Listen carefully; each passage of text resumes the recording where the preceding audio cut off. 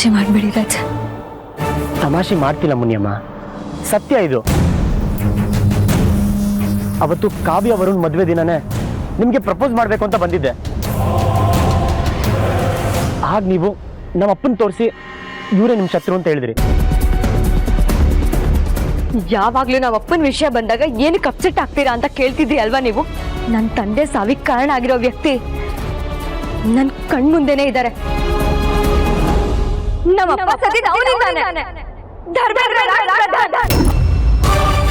ಇವ್ರ ಮಗ ಸುಶಾಂತ್ ನಿಮ್ ಫ್ರೆಂಡ್ ಆಕ್ಸಿಡೆಂಟ್ಗೆ ಕಾರಣ ಅಂತ ಹೇಳಿದ್ರಿ.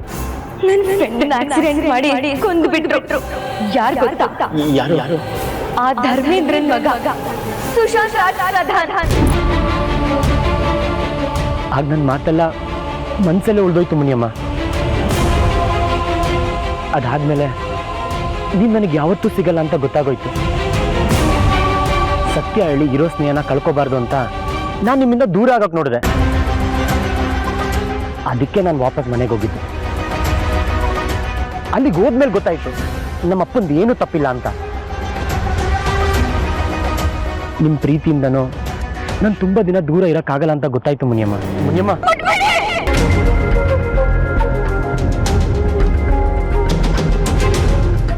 ಮುನಿಯಮ್ಮ, ನನಗೆ ಗೊತ್ತು ಇದು ನಿಮ್ಗೆ ತುಂಬ ಶಾಕಿಂಗ್ ಇದೆ ಅಂತ.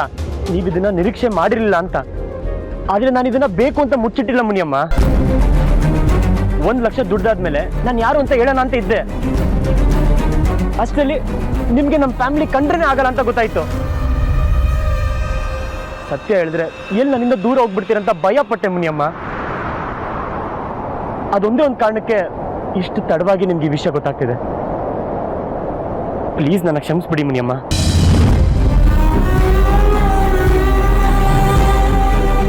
ಆರಾಧನಾ, ಮಾತಾಡ್ಬೇಡಿ ನೀವು, ಸುಮ್ಮನಿದ್ಬಿಡಿ.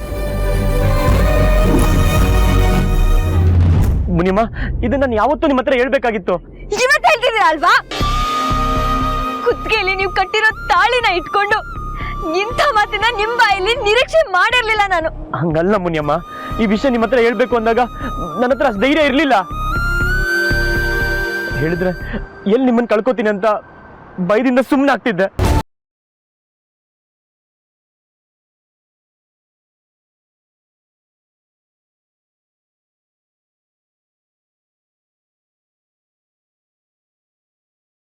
ಈ ತರ ಸುಮ್ಮನೆ ಕುತ್ಕೋಬೇಡಿ, ಏನಾರ ಮಾತಾಡಿ.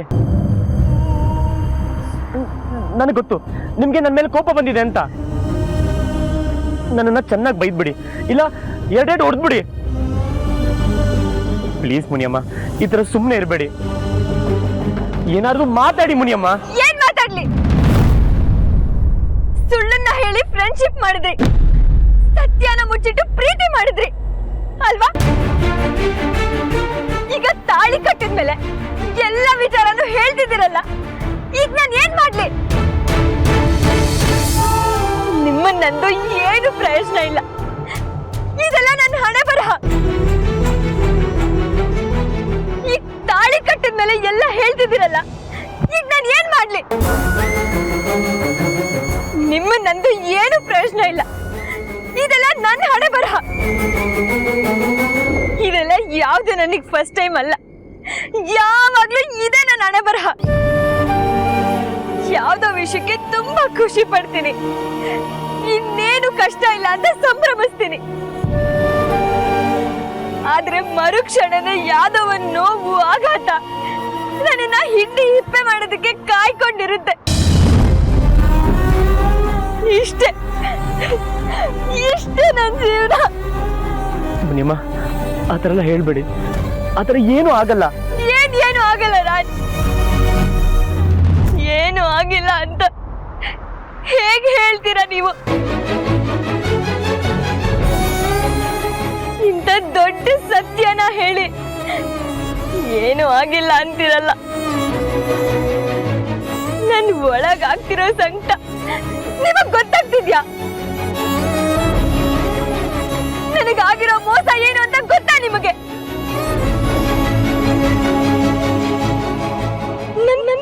ಕೊಂದಿರೋ ಮನೆ ಸೊಸೆನ ನಾನು? ಇಲ್ಲ ಇಲ್ಲ, ಇದು ಸತ್ಯ ಅಲ್ಲ. ಇಲ್ಲ ಇಲ್ಲ ಮುನಿಯಮ್ಮ, ನಮ್ಮಪ್ಪ ನಿಮ್ಮಪ್ಪನ ಸಾವಿಗೆ ಕಾರಣ ಅಲ್ಲ. ಹಾಗೆ ನಾನು ನಿಮಗೆ ಮೋಸನೂ ಮಾಡ್ತಿಲ್ಲ. ಮೋಸ ಮಾಡೋದೇ ಆಗಿದ್ರೆ ಈಗಲೂ ನಿಮ್ಗೆ ಯಾವ ಸತ್ಯನೂ ಹೇಳೋ ಅವಶ್ಯಕತೆನೇ ಇರಲಿಲ್ಲ.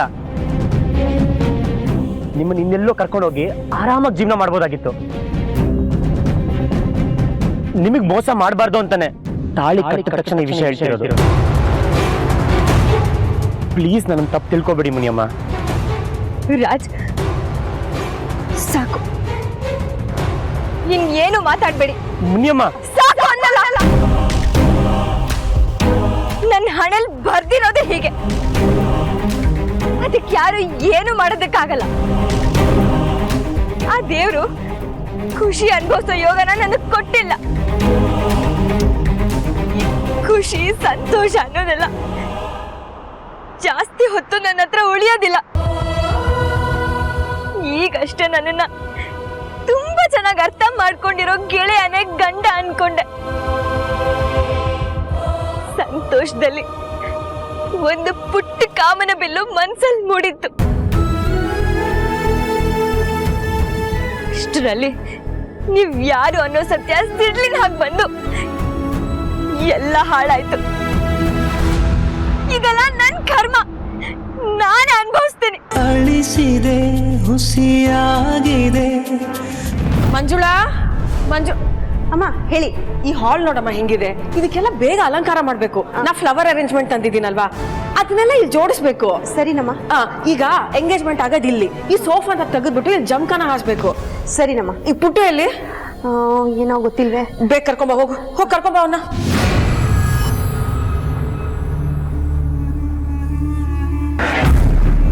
ಹಲೋ, ಹಾ ಪುರೋಹಿತ್ರೆ, ಹೊರಟ್ರಾ? ಬೇಗ ಹೊರಡ್ಬೇಕಲ್ವಾ ನೀವು? ಸರಿ ಬನ್ನಿ, ನಾ ಕಾಯ್ತಾ ಇದ್ದೀನಿ. ಓಕೆ. ಅಮ್ಮ, ನನ್ನ ಕರೆಯುತ್ತಾನೆ. ಎಲ್ಲ ಕೆಲಸ ನೀನೇ ಮಾಡ್ಬೇಕಾ? ಅಮ್ಮು ಅದೆಲ್ಲ ಬಿಡು. ನೀನ್ ಎಂಗೇಜ್ಮೆಂಟ್ ಸೀರೆ ರೆಡಿ ಮಾಡ್ಕೊಂಡಿದ್ಯಾ? ಸರಿ, ಈಗ ಎಂಗೇಜ್ಮೆಂಟ್ ರಿಂಗ್ ತಗೊಂಡ್ ಬರಕ್ ನಾನು ನೀನು ಹೊರಡೋಣ?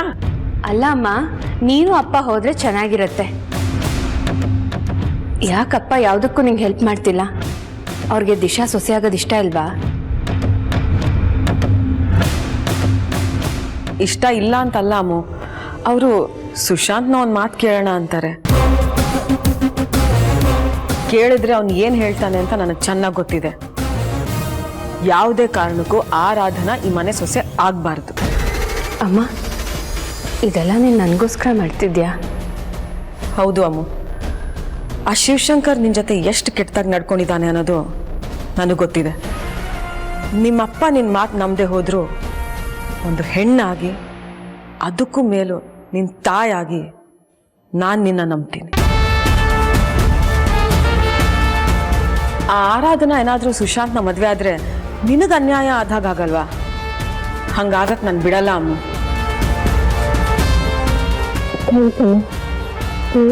ಪರವಾಗಿದೆಯಲ್ಲ ಅಮ್ಮ, ನಿನ್ನನ್ನು ಬಿಟ್ಕೊಡ್ತೀನೇನೆ ನಾನು.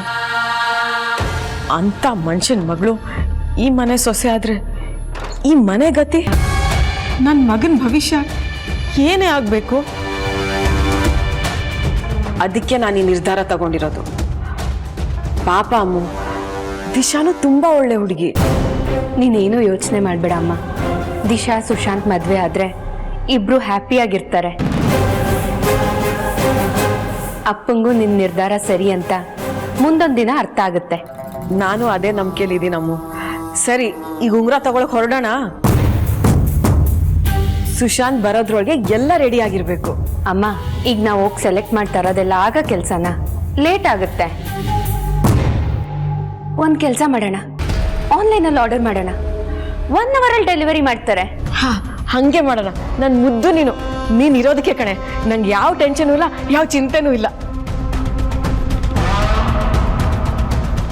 ಚಿಂತೆ ಇಲ್ವಾ? ನಾನಿರೋದೇ ನಿಮ್ಮೆಲ್ರೂ ಚಿಂತೆಗೆ ತಳ್ಳೋಕ್ಕೆ. ಬರೀ ಚಿಂತೆ ಅಲ್ಲ, ಚಿತೆ ಅದು. ನೋಡ್ತಾ ಇರಿ ಇನ್ ಮುಂದೆ ಏನಾಗುತ್ತೆ ಅಂತ. ಆಗೋದೆಲ್ಲ ಒಳ್ಳೇದಕ್ಕೆ ಅನ್ನೋದು ಇದಕ್ಕೆ ಅಲ್ವಾ ರೇವತಿ? ಆರಾಧನೆಗೆ ರಾಜ್ ತಾಳಿ ಕಟ್ಟಿ ಒಳ್ಳೆ ಕೆಲಸನೇ ಮಾಡ್ದ. ನಿಜ ಅಜ್ಜಿ, ನನ್ನ ಮಗಳು ಪಾಪ ಇಷ್ಟು ದಿನ ಕುಲ್ಮೆಯಲ್ಲಿ ಬೇಯ್ತಾ ಇದ್ಲು. ಈಗ ರಾಜವಳನ್ನ ಮದುವೆ ಆಗಿ ಅವಳ ಬದುಕನ್ನ ಬಂಗಾರ ಮಾಡ್ಬಿಟ್ಟ. ಹೇಗಾದ್ರೂ ಆಗಿ ನನ್ನ ಮಗಳು ಈ ನರಕದಿಂದ ಪಾರಾಗ್ಲಿ ಅಂತಾನೆ ಅವಳ ಮೇಲೆ ನಂಬಿಕೆ ಇದ್ರು ಇವತ್ತು ಅವಳಿಗೆ ಬೈದಿದ್ ನಾನು. ಮಗಳೇ, ಏನ್ ನಡೀತದೆ ಅಲ್ಲಿ? ಹಾ, ಗಂಡನ್ ಮನೆ ಕಳ್ಸೋ ಶಾಸ್ತ್ರ ಅಂತ. ನೀನ್ ಹೆಂಡತಿ ಮಗಳು ಹೋಗ್ತಾ ಇದ್ದಾಳಲ್ಲ, ಹೋಗು ನೀನು ತಯಾರಿ ಮಾಡು. ಎದಳು ಹೋಗು. ಅಯ್ಯೋ ರಾಮ, ನನ್ನ ಮೇಲೆ ಯಾಕೆ ಹಿಂಗೆ ಎಗರಾಡ್ತಾ ಇದೀಯಾ? ನಾನೇನ್ ಮಾಡ್ದೆ? ನೀನ್ ಪ್ರತಿ ಸಲ ಆರಾಧನ ಮೇಲೆ ತಿರುಗ್ ಬಿದ್ದಾಗ ಅವಳಿಗೆ ಒಳ್ಳೇದೇ ಆಗಿದೆ. ಇವಾಗ ಎಲ್ರ ಮುಂದೆ ನೀನು ಅವಮಾನ ಮಾಡೋದಕ್ಕೆ ಟ್ರೈ ಮಾಡ್ದೆ. ಆ ರಾಜ್ ಬಂದ್ಬಿಟ್ಟು ಅವಳಿಗೆ ತಾಳಿನೇ ಕಟ್ಬಿಟ್ಟ. ಅವಳಿಗೆ ಸನ್ಮಾನ ಆಗ್ತಿದೆ. ಎಲ್ಲ ನನ್ ಕರ್ಮ. ಎಕ್ಸ್ಕ್ಯೂಸ್ ಮೀ ಅಜ್ಜಿ, ಇವೇ ಅಲ್ವಾ ನೀವು ಹೇಳಿದ್ದ? ಹೌದಪ್ಪ. ನೋಡಿ. ಆರಾಧನಾ, ಏನಾಯ್ತು? ಏನಿಲ್ಲಮ್ಮ. ಮತ್ತ್ಯಾಕೊಂಥರ ಇದೆಯಾ? ಹಾಗೇನೂ ಇಲ್ಲ. ಹಾಗಿದ್ರೆ ಹೋಗು, ಬೇಗ ರೆಡಿ ಆಗು. ಎಲ್ಲಿಗೆ? ನಿನ್ನ ಗಂಡನ ಮನೆ ಕಳ್ಸ್ಕೊಡ್ಬೇಕಲ್ವೇನೆ?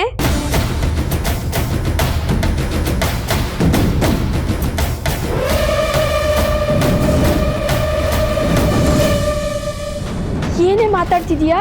ಹೌದಮ್ಮ, ನಾನು ಇಲ್ಲೇ ನಿನ್ ಜೊತೆನೆ ಇದ್ಬಿಡ್ತೀನಿ. ಪ್ಲೀಸ್ ನನ್ನೆಲ್ಲೂ ಕಳಿಸ್ಬೇಡ.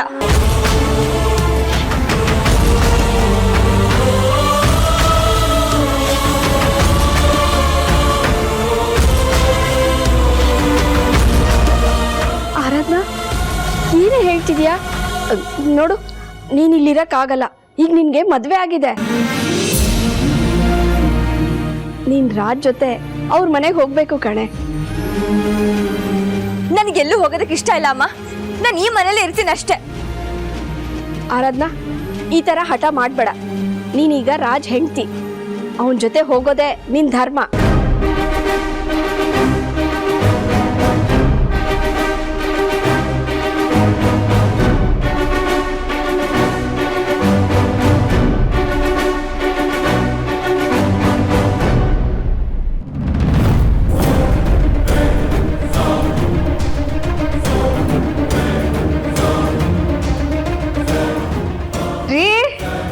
ರೀ, ಎಲ್ರಿ ಇದ್ದೀರಾ? ಇಲ್ಲ ಕೂತಿದ್ದೀರಾ? ನಮ್ಮ ಮನೆ ತುಂಬಾ ನಿಮ್ಮನ್ನು ಹುಡುಕ್ತಾ ಇದ್ದೀನಿ. ಅಲ್ಲ ರೀ, ಇವತ್ತು ಮಧ್ಯಾಹ್ನದ ಫಂಕ್ಷನ್ಗೆ ನಾನು ಯಾವ ಸೀರೆ ಉಡ್ಬೇಕು ಅಂತ ನನಗೆ ಅರ್ಥನೇ ಆಗ್ತಾ ಇಲ್ಲ. ಇಲ್ಲಿ ನೋಡ್ರಿ, ಅಯ್ಯೋ ದೇವ್ರೆ, ನಿಮ್ಮ ಶಲ್ಯ ಪಂಚೆ ಇಲ್ಲಿದೆ, ನನ್ನ ಸೀರೆಗಳು ಇಲ್ಲಿವೆ. ಟೈಮ್ ಇದ್ದಿದ್ರೆ ಎಲ್ಲ ಮನೆಯವ್ರು ಹೋಗಿ ಶಾಪಿಂಗ್ ಮಾಡ್ಕೊಂಡು ಬರ್ಬೋದಾಗಿತ್ತು. ಆದರೆ ಈಗೆಲ್ಲ ಅಷ್ಟೊಂದು ಅರ್ಜೆಂಟ್ ಆಗ್ತಾ ಇದೆ. ನಾನು ಏನು ಮಾಡೋಕ್ಕಾಗಲ್ಲ ರೀ. ಈಗ ನೀವು ಹೇಳಿ, ಇದ್ರಲ್ಲಿ ನಂಗೆ ಯಾವ ಸೀರೆ ಉಪ್ಪುತ್ತೆ ಅಂತ. ರೀ, ಈ ಸೀರೆ ನಮ್ಮ ಅಮ್ಮ ಮದುವೆಗೆ ತಗೊಂಡಿದ್ದು. ನಾನು ಇದ್ದೇ ಉಡ್ಬೋದಾ? ಒಂದ್ಸತಿ ನೋಡಿ ಹೇಳ್ರಿ. ಅಂದಾಗೆ ನಾನು ಕೇಟ್ರಿಂಗ್ ಅವ್ನಿಗೂ ಫೋನ್ ಮಾಡಿದೆ ರೀ. ಅವ್ನು ಕರೆಕ್ಟ್ ಟೈಮ್ ಊಟ ತಂದು ಕೊಟ್ಬಿಡ್ತೀನಿ ಅಂತ ಹೇಳಿದ್ದಾನೆ. ನಿಮ್ಮ ಫೇವ್ರೆಟ್ ಗುಲಾಬ್ ಜಾಮೂನು ಹೇಳಿದ್ದೀನಿ. ನಮ್ಮ ಸುಶಾಂತನ ಫೇವ್ರೆಟ್ ಕ್ಯಾರೆಟ್ ಹಲ್ವಾನು ಹೇಳಿದ್ದೀನಿ ರೀ. ರೀ, ನಾನು ಅಷ್ಟೊತ್ತಿಂದ ಮಾತಾಡ್ತಾ ಇದ್ದೀನಿ. ನೀವು ಏನು ಹೇಳ್ದೆ ಸುಮ್ಮನೆ ಕೂತಿದ್ದೀರಾ? ಏನಾದ್ರು ಮಾತಾಡ್ರಿ. ಸಾವಿತ್ರಿ, ಈಗಲೂ ಹೇಳ್ತಾ ಇದ್ದೀನಿ, ತಪ್ಪು ಮಾಡ್ತಿದ್ಯಾ ನೀನು. ಸುಶಾಂತ್ ಬರೋವರೆಗೂ ಕಾಯೋದಕ್ಕೆ ಏನಾಗಿದೆ ನಿನಗೆ? ಇಷ್ಟೊಂದು ಅವಸರದಲ್ಲಿ ಮಾಡುವಂತ ಎಂಗೇಜ್ಮೆಂಟ್ ಇದು? ನೀವು ದಯವಿಟ್ಟು ಸುಮ್ಮನಿರ್ರಿ. ಈಗ ಆಗಿರೋ ಅವಾಂತರಗಳು ಸಾಲ್ದ? ಸಾವಿತ್ರಿ, ನೀನು ಹೀಗೆಲ್ಲ ಮಾಡಿ ಇನ್ನೊಂದು ಅವಾಂತರನ ಎಳೆದು ಹಾಕೋತಾ ಇದೆಯಾ? ಅಯ್ಯೋ, ಅವನ್ನ ಹೆತ್ತವಳು ರೀ ನಾನು. ನನ್ನ ಮಗನ ಜೀವನ ಚೆನ್ನಾಗಿರ್ಲಿ ಅಂತ ಯೋಚನೆ ಮಾಡ್ತೀನಿ ಹೊರತು ಅದ ಹಾಳು ಮಾಡಲ್ಲ. ಸಾವಿತ್ರಿ, ನಾನು ಹೇಳಿದ್ರು ಸ್ವಲ್ಪ ನೀವ್ ಅರ್ಥ ಮಾಡ್ಕೊಳ್ರಿ. ನನ್ ಮಗನ್ಗೆ ಯಾವ್ದು ಒಳ್ಳೇದು ಯಾವ್ದು ಕೆಟ್ಟದು ಅನ್ನೋದು ನನಗಿಂತ ಜಾಸ್ತಿ ಯಾರು ಅರ್ಥ ಮಾಡ್ಕೋತಾರೆ? ರೀ, ನಾ ಎಲ್ಲ ಯೋಚನೆ ಮಾಡಿನೇ ಈ ನಿರ್ಧಾರ ತಗೊಂಡಿರೋದು. ದಯವಿಟ್ಟು ನನ್ನ ಜೊತೆ ಇರ್ರಿ. ಇವಳಿಗೆ ನಾನು ಹೇಗೆ ಅರ್ಥ ಮಾಡಿಸ್ಲಿ? ಅಲ್ಲ ರೀ, ಮೂರ್ತಿ ಅವ್ರು ಎಲ್ಲಿ ಹೋದ್ರು?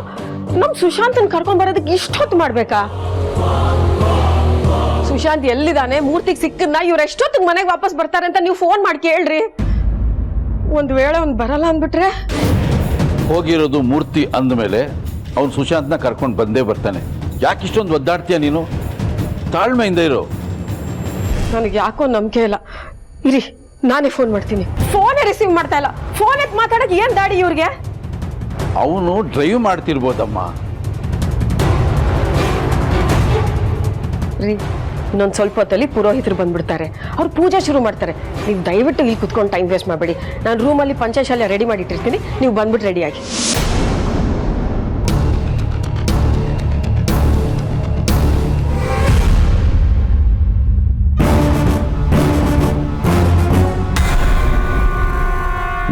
ಅಸಹನೆಗೆ ಕಾರಣ ಏನು ಅಂತ ನನಗೆ ಗೊತ್ತು ಸಾವಿತ್ರಿ. ಎಲ್ಲಿ ನಮ್ಮ ಮಗ ಆರಾಧನಾ ಕಡೆ ವಾಲ್ಬಿಡ್ತಾನೋ ಅನ್ನೋ ಭಯ. ಅದಕ್ಕೆ ಹೇಗೆಲ್ಲ ಮಾಡ್ತಿದ್ಯಾ? ನಿನಗೆ ಆರಾಧನೆ ಮೇಲೆ ಕೋಪ ಇದೆಯೋ ಇಲ್ವೋ ನನಗೆ ಗೊತ್ತಿಲ್ಲ ಸಾವಿತ್ರಿ. ಆದರೆ ಶಿವು ಸತ್ರು ಅವನ ಬಗ್ಗೆ ನಿನ್ನ ಅಭಿಪ್ರಾಯ ಬದಲಾಗ್ಲಿಲ್ವಲ್ಲ?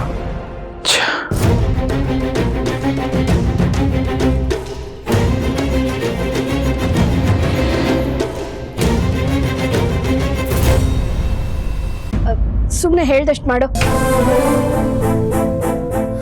ರೇವತಕ್ಕ, ಒಂದ್ ನಿಮಿಷ ಇರಿ. ಇದ್ದಕ್ಕಿದ್ದ ಹಾಗೆ ಕುತ್ತಿಗೆಗೆ ತಾಳಿ ಬಿತ್ತು, ತವ್ರ ಮನೆ ಬಿಟ್ಟು ಹೋಗೋ ಪ್ರಸಂಗ ಬಂದಿದೆ. ಆ ಶಾಕ್ಗೆ ಇವಳು ಈ ರೀತಿ ಹೇಳ್ತಿದ್ದಾಳೆ ಅನ್ಸುತ್ತೆ.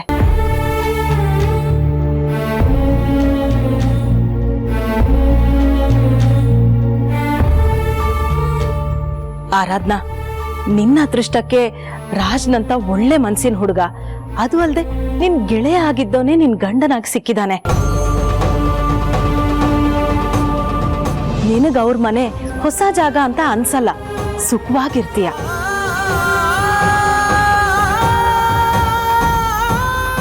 ಇವತ್ ನೀನ್ ಹೊರಡ್ಬೇಕಮ್ಮ ಅವನ್ ಜೊತೆಗೆ. ಹೋಗು, ಸೀರೆ ಉಟ್ಕೊಂಡ್ ಬಾ.